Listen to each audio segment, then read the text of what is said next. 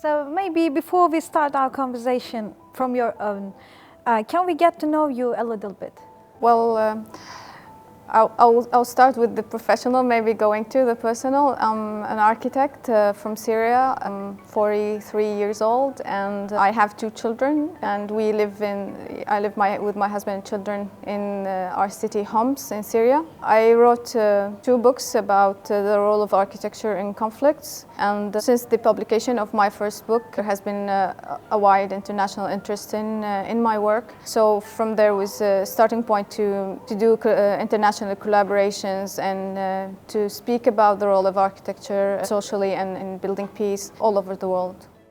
So you are a very fascinating character for me because you choose to stay in your homeland in the middle of the war and lived with your husband and two children for 2 years, if I'm not mistaken. During this time, you were always thinking about the war and also about architecture, about the effects of architecture on the war. In an environment where the electricity often went out, you participated in an idea competition about the Bab Amr district of the city of Homs, where you lived, with a very quick sketch, and you won a prize. You wrote two books, as you mentioned, and you are awarded for them, and they had a very big success. You're actually someone who has built a great career in the middle of the war by staying at home, with completing your PhD during that time, and being a very good observer and analyzing. Maybe it was an introduce you from my point of view, but let me ask you this: how did you protect yourself from the, let's say, emotionally destroying from the war, and how did you turn it into a benefit in a survival mode? Well, first of all, we haven't left, we didn't leave our home in Homs throughout the war. So the war erupted in Homs in 2011 and only came to partial halt by 2015, to be completely stopped by the beginning of 2017, or by 2017. Throughout the years of the conflict, there were so many different phases for the whole population of Syria and to the population of Homs in particular. And as a family, like the rest of the families who decided to stay or didn't have the choice as well to leave, you had to navigate your life around those phases, from the lack of amenities to the continuous bombing, or to the life-threatening episodes, if you will. I don't think we were like an exception, like a family, an exception in the midst of that war. We lived through that war as the rest of other families, like people in Palestine and Gaza, for example, now having no choice to evade the war and destruction was at a certain point the reason why we stayed, because we didn't have any place to go to. Then there were moments and periods of time where people were fleeing and people were leaving, but that's when we decided to stay. And like you said, we chose to go on with our lives, like other people who chose as well. And my life revolved around finishing my studies. Like you mentioned, I was studying for my PhD in Islamic architecture and architectural design at the university. I shared this experience in one of the chapters of my first book, because it wasn't a straightforward process. Like everything you would choose to do in the midst of war, it just, the simple act of doing anything in your life would become either an adventure or the end of your life, or something that would take you to other places. And luckily for me, it took me to other places, because, as you said, and there was a moment that I was contemplating what was happening around me, just looking throughout the window of my apartment when was permitted, because there were times that even looking outside of the window was too risky to do. And the idea of how the built environment, how the architecture of the place, how the urban configuration of our places was contributing to what was unfolding in front of us in the city. There's something you mentioned in your book and in your speeches, that architecture can be one of the causes of the war. In short, when Syria was being rebuilt under the French mandate, the old culture of living together was destroyed and the old city was made to look like a shameful place to live, and the so-called better, more modern one was built. As a result, ghettos like Christian neighborhoods and Muslim neighborhoods were created, and these communities became alienated from each other. Did you sense this danger before the war started? No, the war was like an eye-opening event for me. So it was a pivotal moment for me to go throughout those horrors of conflict and being afraid for your life and the lives of people around you, but also to be devastated to see parts of your own city being destroyed. I can admit that some part of my own city I didn't visit before the war. I didn't know they existed before the war. So in a way, the war was for me an introduction to my own city, an invitation to revisit that city and to examine how parts of this city, what did it mean to people, what did it do to people, and the central idea, what was the point of home, what was the meaning of home. Before the war, I didn't feel this attachment to my own city, to my own country. I was, like many of my own generation, contemplating maybe prospects of one day leaving my own country and chasing, a career or further studies outside of my own country. But and that's the case that I make in my work, because the attachment, the idea of home, the sense of home was destroyed long before the war. We didn't have many bonds to connect us with the city and with our built environment, and also with the people in that environment. And I shed a light on how the configuration of the built environment could actually contribute into cultivating those natural connections that you would have with your motherland. You say, from my point of view, losing the sense of belonging to a place and the sense of sharing with someone else had made it a lot easier to destroy. It's so impressive for me, because you focus a lot on the sense of belonging, and you say that one of the causes of the war was the loss of this common sense of belonging. What kind of city will be built after this, do you think? That the old traces will be preserved and the new construction will be built on this? Well, if you will, you could look at my first book, The Battle for Home, as addressing the why. Why did this thing happen? Why we need home? Why a sense of belonging is so important? My second book, Building for Hope, was to focus on the how. So this is as I understand, the main purpose of the question. How do you build, or how do you rebuild after destruction, in the aftermath of conflicts or in the aftermath of other disasters? And it's a huge question, as I would discover, because first it depends on the context, and it's something in our modern architecture more or less is not very central to the question of rebuilding.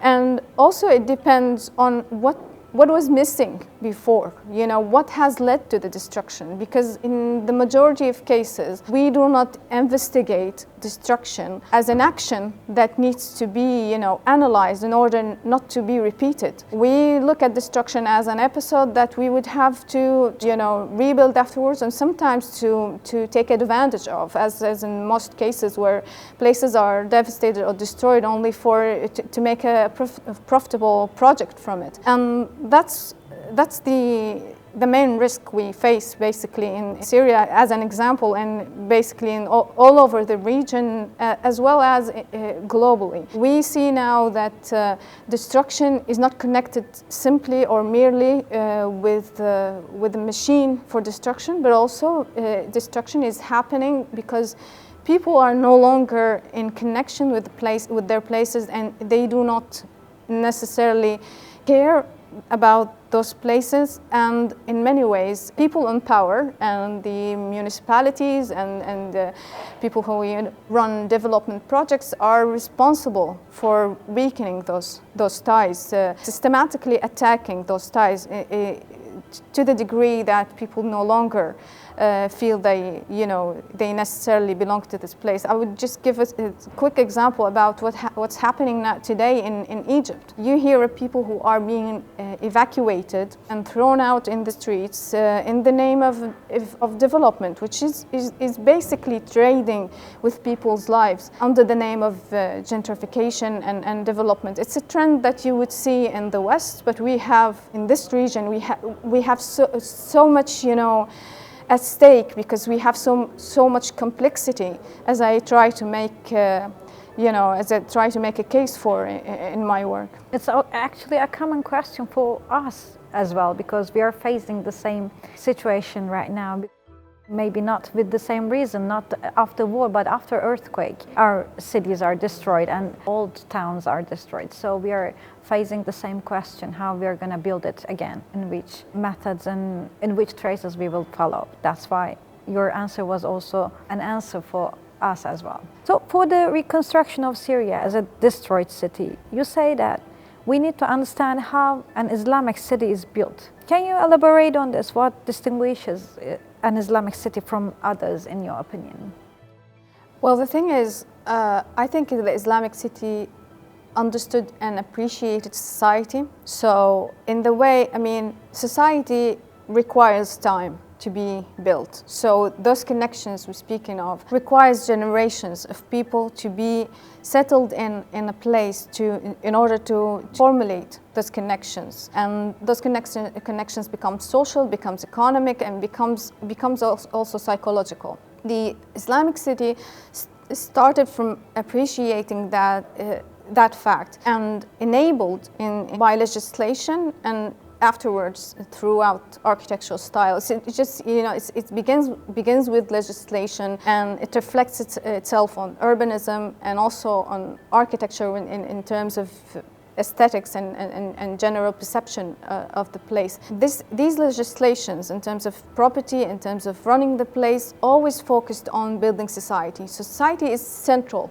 to the Islamic city. This is one of the main principles of Islamic urbanism. And also there's room for freedom. You see, it's not regimented. It's not very in totality. It looks at society. It gives society a room to respond to the built environment.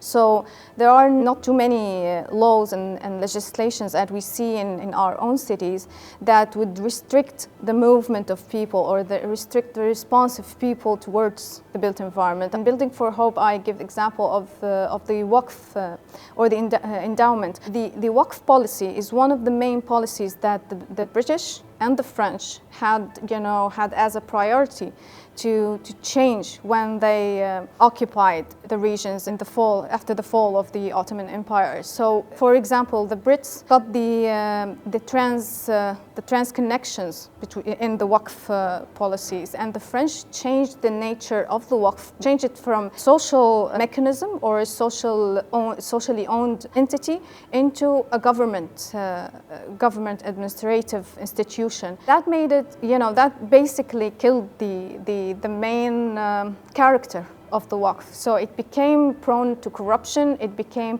ineffective in a way, as we see. We see the traces of the Awqaf or the Waqf in Turkey, in all Muslim countries, in Turkey and in Syria. But they are, it's in Syria, for example, you could say it's the most corrupt ministry in government. It doesn't have an active role in society.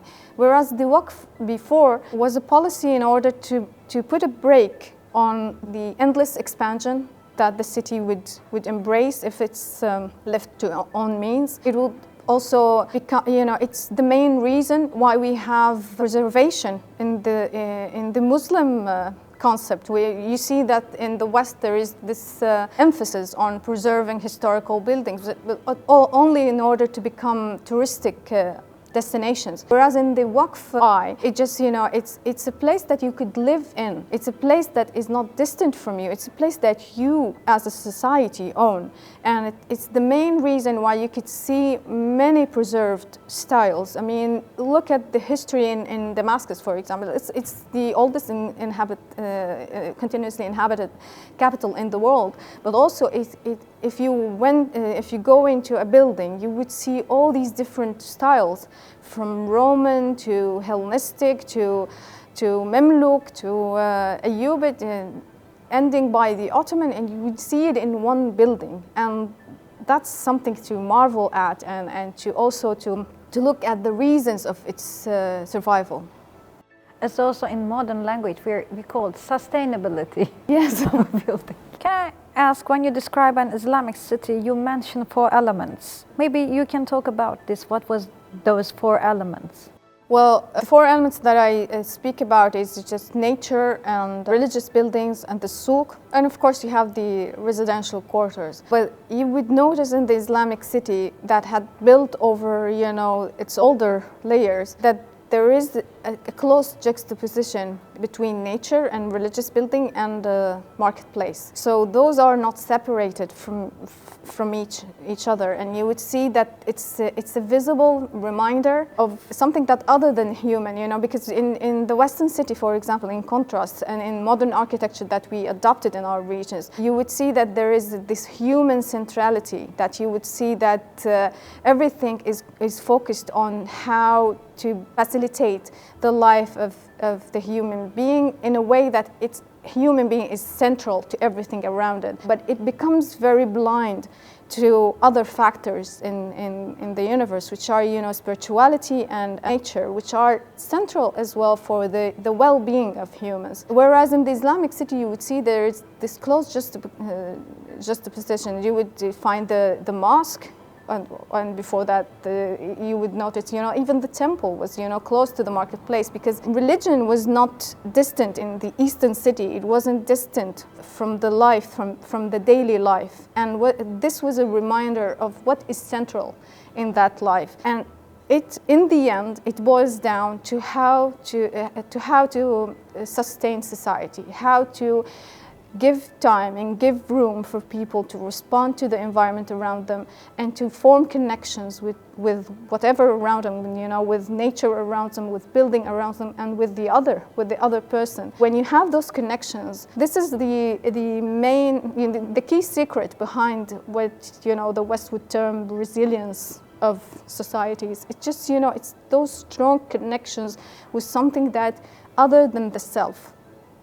And also you were mentioning that when you look at the city, you should not be able to tell who is poor and who is rich from the house they live in, because they must be cohesive and involved in each other in the living part of the city, you say. Yeah, this is also a key focus of Islamic urbanism, that there was no separation between poor and rich. There is no separation based on your class, basically, and based on your background. There's, no Muslim house and Christian house, and you would notice that, very visibly in what remained of the old Islamic city.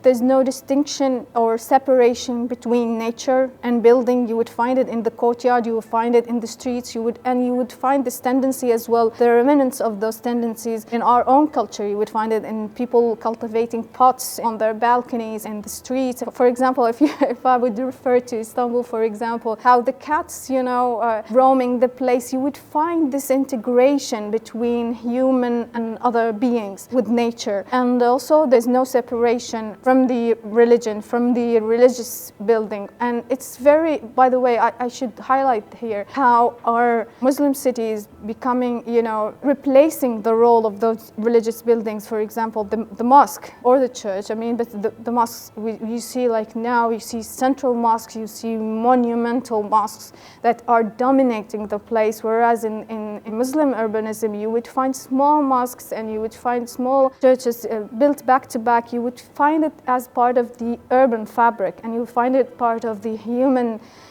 from social fabric of the city. And now it's just, another architecture trophy that dominates the place, that is so detached from everything around it. And it brings social justice in this way, maybe. Yeah, architecture is a reminder. It's something that we highlight. It's the most significant highlight that we put around us. Every building tells us something. Every building tells us about its own message, its own reason of being here. And in response, it gives us also a reason of our own significance. So this is also another angle that I look at the Islamic architecture and Islamic urbanism. What aesthetically and architecturally, what kind of message this building is telling the people around it?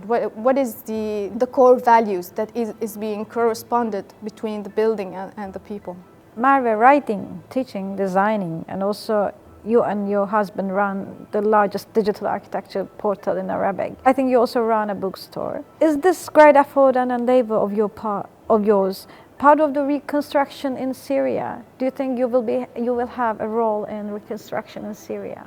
Well, I don't look at my own response, let's say, as seeking a role. It's just, I could say that it all comes from a place of having the will to respond as meaningful as possible to circumstances around me, whether it was me or my husband, because my husband is also an architect, so he is a partner both in profession and in life. So it's our orientation, let's say, is just to have a response by using whatever means we have available at hand at a certain point and try to contribute meaningfully. Because, this was one of the main lessons that we learned from the war, that, there would be something that is placed on your table. Just, God will send you something and you will have to react to that to the best of your abilities. And that's what we tried to do. You are doing so much, I guess. Well, thank you, alhamdulillah. I know you're also interested in the subject as well. There is an active war going on in Gaza right now, You mentioned before. And interestingly, architecture is one of the elements of this war as well, but this time being used as a weapon in Gaza. Are you planning to do something about or integrate it with Gaza? Well, I wish and hope that an opportunity would rise that I could contribute to. I don't want to use the word rebuilding, because it's just, in Gaza so much now is being destroyed than architecture, and building home in the true meaning of the word and with all the implication that it carries, being under attack now in Gaza. So, and if you look at the brutal, monstrous criminality that Israel is exerting on Gaza, you would see that there, beyond the targeting of the personal life, there is a targeting of the prospect of the future of this home. You would see there is an attack on mosques. They kind of destroyed almost every mosque in Gaza. They destroyed all buildings, and they just they hit churches, and so there is an attack on history. There is an attack on identity. Whatever that carried and personal character that was destroyed, that there is this obliteration of anything, like the network of roads. All of this is part of just destroying what makes home recognizable. And I guess and I hope that Gaza will be rebuilt better than it was, but would still be, inshallah, the home to its people. And I have confidence that the people of Gaza will do that and will be absolutely honored to help in any way. Are you planning or studying on a new project or a new book right now, Marwa? I actually have another book project on my table. I'm planning to write about mosques, as maybe the whole conversation indicates. It became very natural to the sequence of the ideas of the two previous books to highlight what is the contribution of the Islamic architecture, but also what are the risks to the current manifestation of how we build today. But also I would mention that as an architect, I'm not only writing, I am sometimes work on projects as they come. So I try to, let's say, reflect those ideas in reality sometimes when the opportunity arises. So I hope we can see your name as a designer, or maybe your dreams in the future as well. Inshallah. Marwa, thank you so much for this beautiful conversation. I am really very happy to be with you. Well, me too. Thank you so much for having me. It's been a pleasure.